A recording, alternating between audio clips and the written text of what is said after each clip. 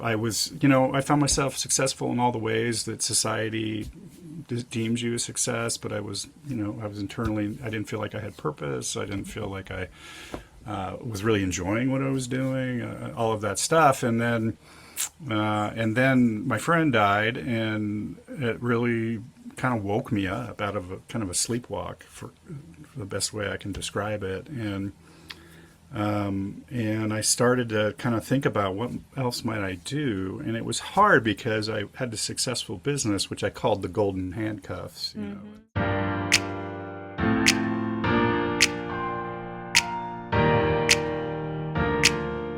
Hello everyone, welcome back to the channel, or welcome to the channel if you're new here. I am so excited to have with us today Dr. Chris Hoff. He has got so many different things that I can say about him, and I will do my best to do a brief introduction. Dr. Hoff is a marriage and family therapist. He's also the podcast host of The Radical Therapist. He is the author of the Liminal Lab on Substack, also the founder of the California Family Institute, which is an incredible organization, it seems, to offer services to people in accessible ways. And I can't do you justice because you are jack of so many trades with Yeah. such a fantastic story that I'm excited to share with the audience. But Chris, first I want to welcome you to the channel.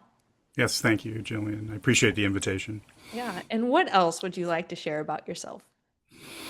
Uh, Before you hit record, we were talking about journeys into liminal space. So maybe give a little background of myself, and then That would be great. how I found, because being a therapist is second career for me as well. And so I started my journey as an entrepreneur. I worked for a large company that is now part of Boeing, which you might be familiar with. But I was working for them doing basically staffing, technology staffing, technical staffing,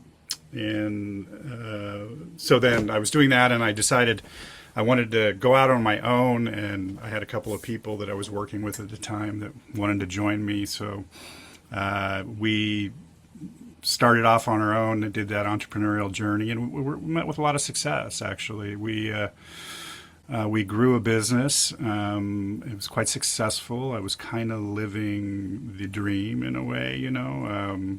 I had all the material stuff, and I had the financial security, and I had this particular identity of successful entrepreneur guy, which was fine at the time. I appreciated it. But then some stuff happened in my life, and I was a psychology undergrad. I got a degree, a bachelor's degree in psychology. I've always been interested in probably more philosophy than psychology, quite honestly. Totally. Yeah, I can relate to that. Yeah, and but psychology was where I got the degree. But anyway, so I hit this point in my life where, well, a couple things came together. There's a great book by Richard Rohr. I don't know if you know it, called Falling Upward. Nope, but I'm going to get it after this. Yeah, it's the subtitle. I have it here somewhere. Is spirituality for the second half of life, kind of thing. Okay. And so, and I was reading this book, and it was really resonating with me. And there was a line in it. He quotes the monk. I'm forgetting his name now. Anyway, but it talks about, he writes about how oftentimes we climb the ladder of success, and we discover when we get to the top that it's up against the wrong wall. Uh-huh.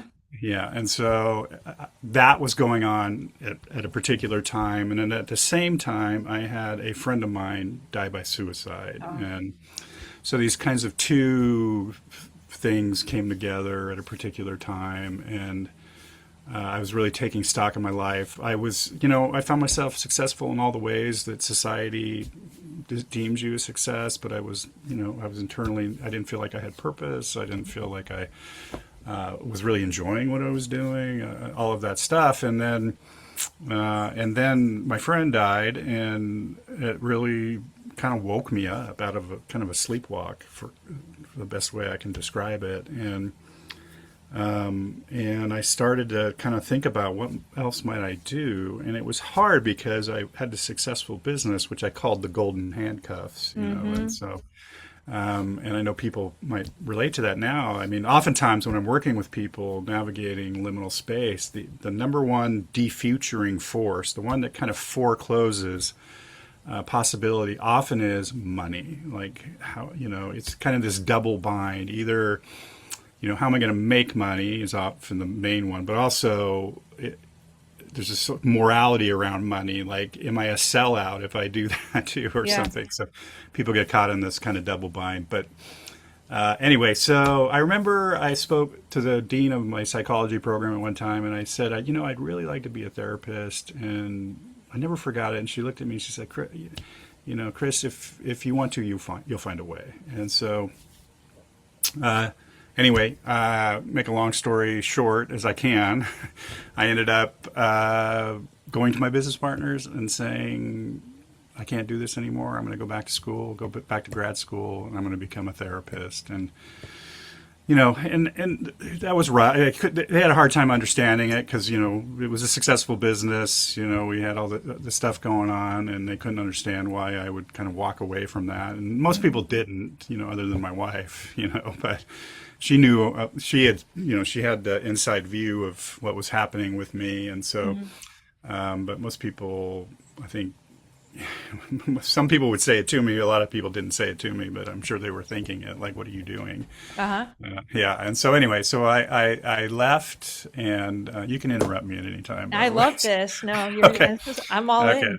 So I left. I started grad school, and this is when and I know I've had liminal space experiences prior to this, but this was kind of a profound experience that kind of shaped. I look back now; it was shaped kind of the work that I'm doing. It began to kind of take on the work that I'm doing currently in my practice and my life and stuff. And so because what I discovered, and I know you and I talked a little bit about this, but what I Mm-hmm. discovered was I stepped out of one identity and I wasn't quite in another identity. And I went from successful entrepreneur guy, the stuff, to a grad student. And, Mm-hmm. in my program where I went, we didn't see a client until a year after we were Yep, done same. course for a year. Yep. So I was sitting there in this year period of time wondering, like, did I make a mistake? I Uh-huh. don't, who am I? Like, what if this is like, what if I don't like any of this kind of thing, and so there was this really destabilizing kind of experience of traversing liminal space. But what happened for me is that I had my first client. And when I had my first client, I remember I was 15 minutes. I remember her. It was this woman, and she basically cried the whole 15 Aw. minutes. But I remember being in the session, and I was about 15 minutes in, and I got struck with like that epiphany, like, oh, this is absolutely what I want to be doing. Wow. Yeah. Wow. And that started the journey. Wow. And everything I know so many people are going to be relate to multiple things that you said in there. Hmm. Specifically, I can relate to thinking back about like, what did I do when I wake up at an unpaid internship after leaving a surgical specialty and I'm seeing people comparing salaries online. And I was like this mix of shame, but also like, I feel I'm creating more meaning in this role than I ever felt. So what you were saying there is like, oh gosh. And when you were saying that what was behind the scenes, like so many people are kind of silently suffering, you said about that defuturing, they're so Hmm. afraid to navigate a career change because of one, the identity, and two, the money. So Hmm. when you were in that, how did you make it possible that say, now I'm stepping forward into this? Well, I was fortunate, I did have a successful business, Mm-hmm. and I did sell my business, I sold my shares of the business, so I had a runway, so I did have that. So I know that's not the case for everybody, but I Mm-hmm. was fortunate in that way that I was able to, yeah, just be able to manage it, through there. there's and people think there's a lot of risk in going into the unknown, and I also Mhm. want to kind of think about the risk of staying the same.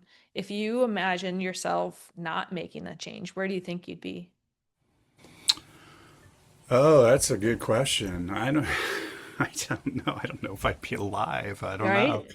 Yeah. Yeah, right. I I don't think know. that's the honest answer there. Yeah, I know yeah. for sure that was my truth. Hmm. I think back about surgery and days where I feel really had good sleep and like, oh, I could be a surgeon. And then those sleep deprived days, I'm like, no, this is why I left because Yeah. I don't function well and my brain goes to dark places when I am Yes, exactly. really sleep Yeah, deprived. So I yeah. think that so, people are saying, and to what extent do we have to go in order for us to hit sometimes, like for me personally, had to hit a rock bottom before I would take a risk. And to Hmm. get people to be able to take a chance when they're in, maybe they're at the top of their game, like you were, really successful on Hmm. paper and Hmm. take that risk, or in that messy middle where people know something's not right. I think it's harder sometimes to make the change, but that rock bottom could be death. And I'm so sorry to hear about your friend that you lost to suicide. Hmm. Yeah, I think I've come to understand that journeys in the liminal space are most often imposed on us, right? And it's through divorce, a breakup, job loss, or something like that, and then we're kind of forced into this kind of liminality, and most people aren't prepared for it when it happens. So Mm-hmm. we have to help them through that. That's why I'm trying to talk more about it in a way, so maybe people can do it more from a place of agency. Mm-hmm. And I've been getting, and it's been, the message has been resonating. I have people reaching out to me all the time, but because I don't know, you survey your friend group. How many of them want to do something different, right? Or Oh, yeah. contemplating, changes, and but don't do it, Mm-hmm. and time unfortunately just keeps going. And and I was somebody, fortunately at the time I just didn't want to look back at my life and say I shoulda, coulda, woulda, you know. Yeah, my decision, I was sitting on my deathbed. The doctors were coming in. My heart rate was in the 20s. They're like, "You're not going to Mhm. survive." I was like, "If I died today," when I finished my last class, I had this overwhelming content, that feeling that I had. I was like, if I died today, I did what I would most had Yeah, regretted not doing when I got to the end of what I thought was going to be my life. right. And often, if I speak from that place, I hear people don't want to talk about that, right? The fact that have very short time, but there are people craving that. And Hmm. that is partly why I created this channel, which was originally permission to pivot and help people to identify what would that mean. And then I was like, well, I didn't want to get stuck in the pivot. Then Hmm. what? Like, then Yeah. what? So we're in this liminal space and we want to move forward. So, what was kind of your compass to Mhm. identify you were moving in that direction? And especially in that 15 minutes that you were like, yes, I've made the right decision for myself. Yeah, so then I began to get a little ground under my feet, right? And so, and ever since then, that wasn't the end of liminality for me, right? So, I got a, I got licensed, right? And then I started a practice, and I had two offices, like in two different cities, and then I had a consulting thing going on, and so I was kind of doing these kind of what I call now like experimenting or prototyping and seeing stuff that works. I started California Family Institute. I started a nonprofit like while I was getting a PhD, and so it was like, yeah, it was a little much, but I was kind of doing once I had the experience, once I took the risk and got on the other side of the risk, and I think this is the way fear, the way navigating fear works, right? We're always afraid. I don't care what it is. Embarrassment was always a big one for me. If I get embarrassed, I'm going to die, right? And so Mm-hmm. once I realized that you don't die, and once you get on the other side of that, then the risks get easier to take, right? And then you just want to kind of, now it's at the point where I just want to see what I can do, and like what can you create, and what what are people interested in, and that kind of thing. And so you can begin to have fun with it. It doesn't become so it doesn't come with so much gravity, right? It Mhm. comes with a little more lightness, and yeah, and that's, and once you learn how to kind of navigate uncertainty, I just think it gets easier and easier. Yeah, you said so many great things there, especially thinking about it as being a science trial and error Hmm. experiment. Hmm. And if we're afraid to fail, we can get into that rigidity and afraid of, Oh you yeah. said, Oh yeah. embarrassment. Well, the fear of what other people are going to think. When I started doing things, I realized the necessity of doing trial and error because oftentimes we're getting off this very quote unquote linear path where things were laid out for us and going into this unknown. A lot of people report to me that they feel destabilized by the fact that there is no linear path to get on. And I feel now, after having my sense of agency taken away in the military or feeling like I didn't have a lot of choice, that I love that we have all these options and we Yes. make the meaning. Hmm. We're big into social constructivism is like we Hmm. create Hmm. the meaning Yes, where we do. people Yep. say you're flighty. I'm like, or you're multi-passionate. Like we can create the meaning into all of that. And to also, when people say, well, I'm afraid of uncertainty, if you can trust yourself that you can handle whatever works out, we don't, I mean, I think certainty is kind of a facade. We don't It really, is. There's no such thing, right? yeah. So, but Yeah. if we can develop the tools to trust that we can figure what we need out in order to move into a direction, and carve a path that Hmm. feels like a path, right? It doesn't have to be a path that, oh yeah, I made the right choice. I made a choice and now I'm gonna explore how does it feel to be in this choice. Right. Well, and I think there's something to, the people that are telling you like they want a linear path, right? I think everybody kind of wants that, but and what I've come to understand, like I'm a narrative therapist, right? I believe, like you said, we're multi-storied in various ways, but and we organize our lives through stories. But one of the co-founders, co-creators of narrative therapy, used to talk about. He had this idea of the known and familiar and the possible to know. And so when somebody comes to you for advice, if those who are watching that might be one of those people that everybody comes to for life advice, right? Oftentimes somebody will come to you in this place saying, "What do I do?" And you say, "Well, just do that." And often I'll say to people, "How many times do they actually just do that?" And Yeah. it's very rare, right? So, and the problem is because we don't account for this space between. We don't account for the liminal space. We don't account for what I've come to understand as defuturing, the defuturing things we used to. I think we make the mistake when we treat the future like a blank slate, like a blank space. But the reality is if you spend some time with people, and I've done this a lot, and you ask them about, going out in the future, what comes out with them, and oftentimes you'll find all the defuturing voices. Oh, I won't make enough money. The self doubt, the fear of uncertainty, the potential embarrassment if I fail, all that stuff is like crocodiles waiting out there in the liminal space for people. And as a therapist and as a coach and as a just somebody who tries to help people navigate liminal space, I have to make those things visible and help people understand how they're going to meet those obstacles when they show up. Because as you know, any kind of journey in the liminal space, there are obstacles and there are challenges that are going to be met, are going to be need to be met. And so, going back to that thing, this space between, we have to help scaffold people Mm-hmm. across that space, right? And I make a joke. I think it's on my Instagram. I call myself a liminal space tour guide Uh-huh. rather than a therapist, right? And Yep. because a lot of the work that I found myself doing just in the role of a therapist or coach is helping people navigate liminal space. Mm-hmm. They are typically at some sort of threshold and scared to death to step into uncertainty.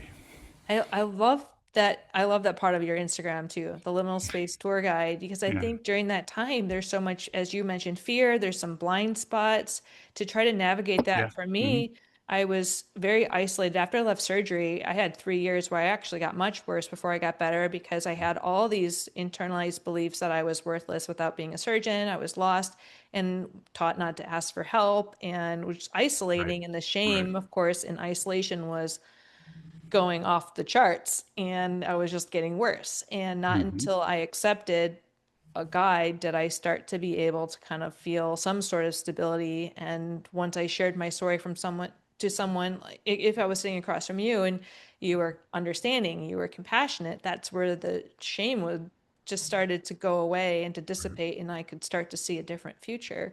When you're being a liminal space tour guide, can you share with us what does that look like? Well, now I've started I did my first earlier this year, what I'm calling virtual futuring sprints, right? So I did my first group thing. It was interesting. It was one of my experiments, right? It was another journey for me into liminal space, like this new thing. Will people be interested in it? And so I put it up on my Substack. It sold out right away, and I capped it at 10 people, but and had a waiting list too after that. So I knew people are kind of hungry for this thing. But anyway, we had this group, and and I'm doing a practice person now with an individual, just doing an individual. It's kind of a 4-week thing that I do, more coaching than any therapy, but I mean, there's always that stuff that shows up in the work, but it's trying to give people something to hold on to while they're going through liminal space. Like oftentimes I meet with creatives, artists, therapists, coaches. They're all wanting to do new things in their practices or whatever, and they don't know where to get started or how to do it. And so oftentimes the thing that I do is I introduce them to the idea of defuturing. Like what defutures us? This comes from a Australian design philosopher, Tony Fry, where he talks about, either we're designing for the future or we're defuturing, right? And so and this comes up with the ideas like, what are all the things that are, when you think about talk to any of your friends, when they think about doing something, they'll give you the yeah, but, and then what comes, Absolutely. That's what and this that's channel's all about. We're speaking to the butts. You are doing yeah, great right. on that. Yeah, so the but is the swinging door, right? And so Yep. like what's on the other side of that, and then those are often where you'll find the defuturing forces, right? Mhm. All the imagined fears, the imagined whatever it might be, and oftentimes the money. I don't really think it's about money. Oftentimes I think it's about fear of failure, fear of like embarrassment, fear Mm. of like trying. What does that look like? Is it cringe to try? Yeah. Oh my Somebody, gosh, all of this. Yeah. right? Um, and and quite honestly, therapy. We live in a culture now where, I mean, think about it. Nostalgia and sentimentality rule. Like even make America great. It's all about looking backwards, right? It's all about, and we're not socialized in any meaningful way to have an imaginative spirit about our futures. And you could do a cultural critique of that and say, well, that's by design, or something like that. But the reality is I think we're losing our imaginative capacity, and I want to restore that. So I start with defuturing, and then this is where I begin the imaginative thing. We do something called signal scanning. I don't know if you're I'm familiar. not familiar. Can you Okay, share more? comes from the foresight or future studies world, Okay. where we signal scan for people that are doing before they're trans. Sometimes they're still trans, but before they're trans, like stuff that's happening in the culture that looks interesting. Like now, an example, I think it's trend level now, but it's like people are beginning to come together more often. You're seeing more analog events, this idea of touch grass, get off your screen, Yep. and people are hungry to be together again. You have silent book clubs, you Uh-huh. have, all these kinds of creative events that are bringing people together. Those are examples of signals that are probably now trends, right? And so we as practitioners, is there something in that we want to build upon? Is there some future we could see for ourselves in that? And then we do scenario formulation. I'm very interested in future scenarios. That comes from futuring work too. how do we craft 3 to 5 wildly different scenarios about what our future might look like and play around with them, but very specifically. And then we end by building a prototype. Like we pick one of our scenarios and we build a prototype, and then we experiment with it out into the world, right? And we start small, like I said, the scaffolding thing. You don't have to all of a sudden quit your job and Uh-huh. go do this with it, but you can begin to try on different futures, and I think that helps people. In my coach training, we were taught, long-term changes happen with small turtle steps over time, that we Hmm. might sometimes Hmm. blow up our lives and try something different. Like really, in the grand scheme of things, making those small shifts. And then also we were taught like we can't get everything we dream, but if we don't dream it, we will never get it. And That's so right. what I was hearing you say is if we can visual, it's kind of I have a vision board that I created during my master coach like our first week and everything on it, but one thing happened. And I'm like, because I think we set our intentions, we visualize it, and we take Yeah. steps towards it to make it possible. So that seems like a great way that you just demonstrated. My vision board's right over there, I You got think. it. Yeah. So I mean, I do this presentation regularly. It's called Futuring the Present. And the way that why I call it Futuring the Present, because how we talk about the future affects our present, right? And so, and if we're not talking about the future, I don't think that's troublesome to me. And Mm, so if we're not, I understand, I'm a practicing Buddhist. I understand about living in the present moment and the now. But also, I think, and some people, have ideas about living in the future or the present, but I think we can't avoid it. Our imaginations affect our present, and what kind of futures are we imagining? And they're either problematic or there might be, possibilities. mm. I think it's interesting too now, because I hear a lot, and from my own, experience, sometimes it can be hard to see a future that's bright when we have so Hmm. much going Hmm. on in Hmm. our Hmm. everything. I don't think I need Yeah. to expand on that. You get No, it, no, right? And I so, do. how do we create futures when you're thinking about when people are navigating all the stress that they have today? Are you noticing a shift in how people are able to imagine their future, or what are you seeing? No, I see it's being a lot of hard work. I think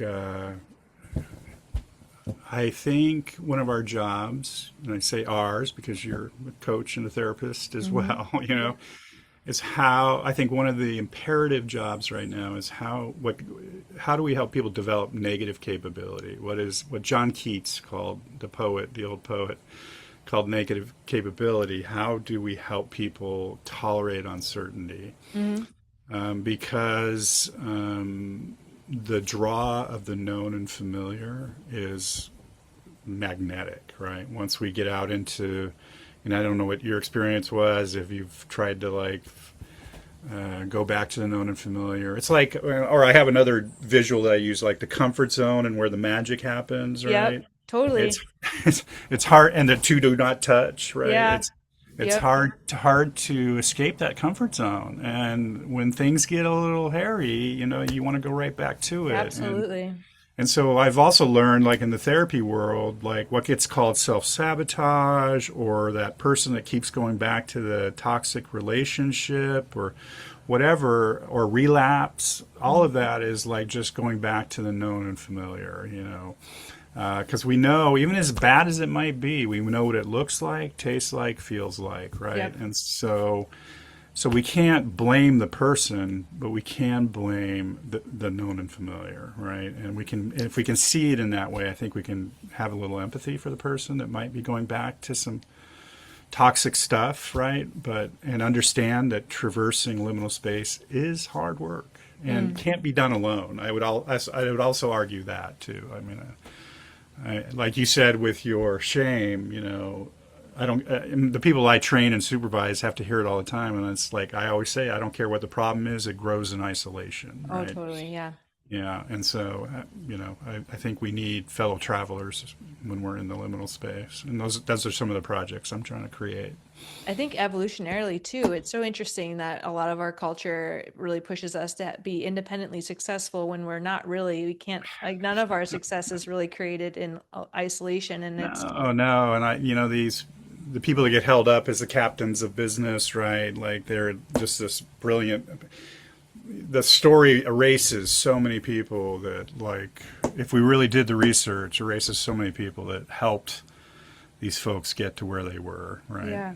I Yeah. can't buy. I have no interest in the meritocracy narrative, right? No, Yeah. I actually find myself sick now looking back to how much I held on to getting all those achievements. And now I'm like Yeah. so averse because I'm like, nah, it was leading me in the wrong path, but and away from my own self and away from what really has felt nurturing, which is even, us here together being in this community, like so much more meaningful than a couple Yeah. hours ago. And I was sitting alone, right? Like, Yeah. like not that fun. And you Right. captured something I was going to ask you. I wrote down from reading about your website too, supporting even organizations and sitting in that ambiguity. Because Hmm. without the ambiguity and moving towards change, oftentimes organizations, individuals stay stuck. Yeah. What do you think? You gave a little bit of that insight about what's so important to be able to sit in uncertainty. What do you think makes it so important to be able to sit in ambiguity? Uh, well, because I think that's where the magic happens, quite honestly. You said organizations, and immediately Netflix popped into my head when you said that as a great example of how they, I don't know how old you are. I'm old. I'm 38. Okay. Do you remember when they used to mail you Yes, CDs? I Okay. do. And So, I remember having Blockbuster and Netflix yes. going Okay. through. So you Yeah. remember. Good. Okay. So the way they cannibalized their own business by moving to streaming when it wasn't even a thing yet, right? And moved away, when their whole business was based on mailing those CDs out, and they took this chance on this new thing, streaming. Can you imagine the guts it took to do that? And then when you had this whole, because so many businesses, think Blockbuster for example, they didn't do the same thing. They made the mistake, right? And so many businesses stay in the known and familiar, right? And that's Yep. usually what does them in. And so my organizational work is how do we help organizations, because oftentimes I've discovered their strategy or planning departments or something like that have good ideas, but they don't get acted upon because they're too liminal. Yeah. Yeah, and when people are saying, okay, I can relate a lot to the problem, can you share what are some of the tools? I know it's going to be in partnership, but to give them a glimpse of what sort of tools are really helping people and something that you work with them on as you guide them in that liminal space.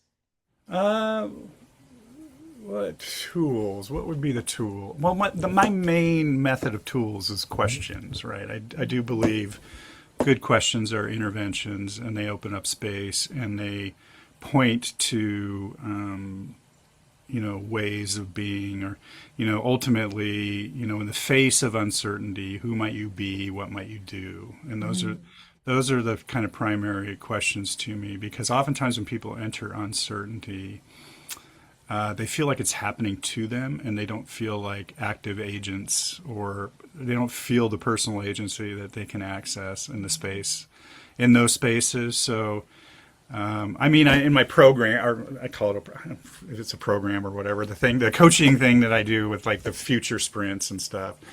I have workbooks, and there is, work between sessions that people do, and it's usually around scenario building or signal scanning or defuturing analysis. I want people to like really look at, and hopefully and from a very vulnerable and honest space, about like what they believe about the future, when they go out in the future, what goes out there with them. And I think we have to name those things because they're going to show up. And so if you name them, then we can do something about them, right, when they do show up. Yeah. I heard so many things about helping people thinking about one, that reclaiming the agency, also Hmm. as like that narrative therapist, thinking about for us how many times we just believe the things that are in our head. And I am imagining you partnering with somebody and helping them to actually see it from a Hmm. view that would be different so they can say, do I actually believe this? How does it impact Hmm. me when I do? And I anticipate a lot of that's going to be part of what comes up in the defuturing. Yes. Well, and like as a narrative therapist, I often we are multi-story, but oftentimes we get captured by the problem story, right? Yeah. Like that becomes the dominant story, and it shapes and influences our lives in very destructive ways often, right? And so, and we all have them, right?